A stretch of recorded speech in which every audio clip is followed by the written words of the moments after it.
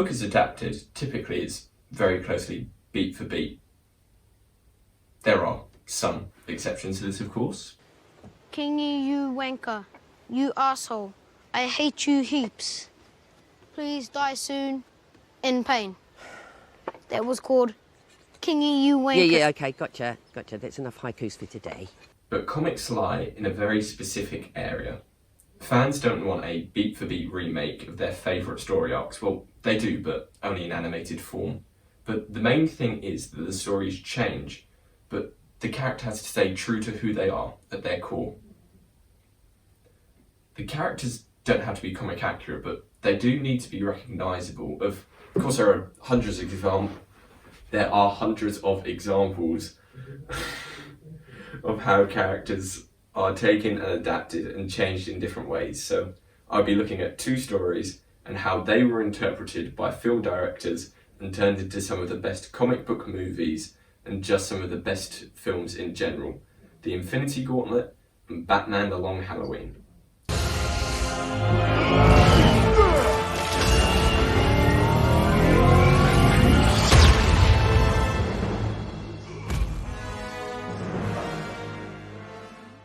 The MCU's Infinity Saga is a 23-film spanning epic, and the saga of the Infinity Gauntlet is 18 books long.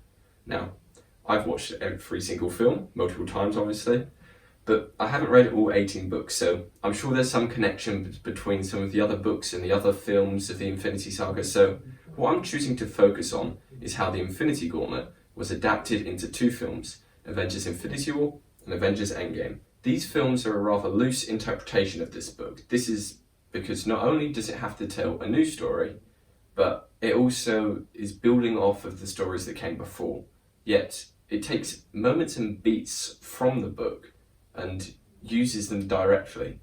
There is no doubt that there is an adaptation of this. In the film, Ebony Moore says this: "My humble personage bows before your grandeur." And just as that is the first scene of the movie, it is also one of the first pages of the book. There are two more clear examples of this. Hulk crashes into the Sanctum Sanctorum instead of the Silver Surfer, but when you adapt a story, you don't just pull out the pages and go, I want that on the screen, because it doesn't work. Well, Zack Snyder tried that, and it's the most common criticism of the Watchmen movie, that it doesn't understand its source material, but of course these films do. Issue 4, Cosmic Battle on the Edge of the Universe. It's a huge battle that showcases the full power of Thanos. I would even argue it does it better than the movies, but what it does do is show the heroes having to fight with everything they've got, with their heart, their humanity, the stuff that they keep down in the basement, all to try and match the sheer might of their opposition. And that isn't clearer than at this moment right here. Now, Thanos is written like a Shakespearean villain on steroids, yes, and I love it. Captain America walks directly towards him as one man. This scene is replicated during Endgame, but the film understands where the scene is coming from. All hope is lost, everyone else is beaten down. But Captain America walks forward, ready to fight. He doesn't know that he has backup on its way, yet he fights all the same. The outcome is different in both mediums, but the feeling and the tone is the same. The meaning and emotion behind it, it's also taken. This isn't a reference, it's an adaptation. Infinity War and Endgame took some of the feeling and the emotions of Gauntlet and turned it into its own separate thing. Now, with a similar approach, yet differing enough that it's worth talking about, is what Christopher Nolan and David S. Goyer did for Batman Begins and The Dark Knight.